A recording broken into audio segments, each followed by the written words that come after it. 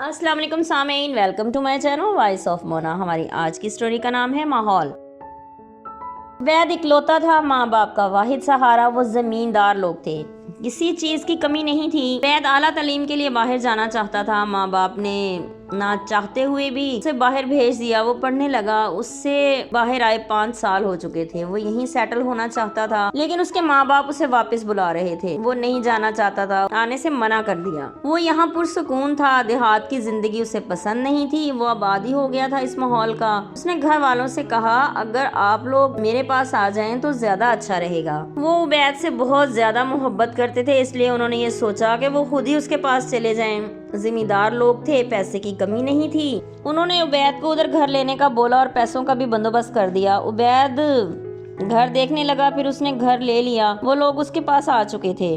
अब वो लोग भी खुश थे और उबैद भी मुतमईन हो चुका था। वो अब यहाँ जॉब करने लगा था। सारी प्रॉपर्टी सेल करके वो यहाँ कारोबार करना चाहता था। अब उसे पैसों का इंतजार था। जैसे ही पैसे ट्रांसफर होते वो अपना काम करता। उसके माँ बाप भी इधर आके खुश थे। वो नया माहौल और यहाँ की खूबसूरती से मुतासिर थे। वो देहाती थे, फिर आहिस्ता आहिस्ता उनकी जिंदगी बदल रही थी, फिर मुकम्मल ही बदल गई। वो उबैद का हो चुका था। वो एक रेस्टोरेंट खोल चुका था। उसके माँ बाप भी साथ ही काम कर रहे थे। वो काफी मशहूर हो चुके थे। उबैद मेहनती था। वो पूरा वक्त अपने रेस्टोरेंट को देता। वो आजाद ख्याल और आजाद रहने वाला इंसान था। यहाँ की जिंदगी बहुत तेज थी और उसे पसंद थी। सबकी एक रूटीन थी जिस पर वो चल रहे थे। उसके माँ बाप बोलते शादी कर लो, लेकिन वो मुसलसल इनकार कर रहा था। उबैद के वालिद होटल आ रहे थे कि उनका एक्सीडेंट हो गया। उनकी एक टांग फ्रैक्चर हो गई। उबैद के लिए परेशानी बन गई। होटल, घर और फिर हॉस्पिटल, बड़ी मुश्किल से वो सारे काम सर अंजाम देता। फिर टांग सही होने में टाइम लग गया।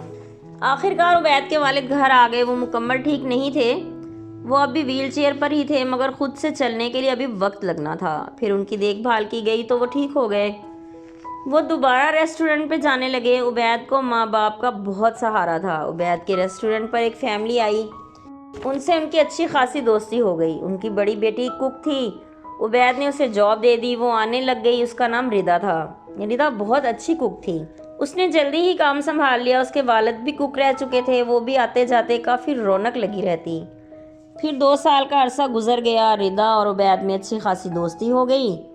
उनका काम भी एक ही था। दोनों फैमिलीज ने फैसला किया कि रिश्तेदारी कर लेनी चाहिए। फिर वो रिश्ता तय हो गया। जीते रहिए, खुश रहिए। मिलते हैं अगली कहानी के साथ।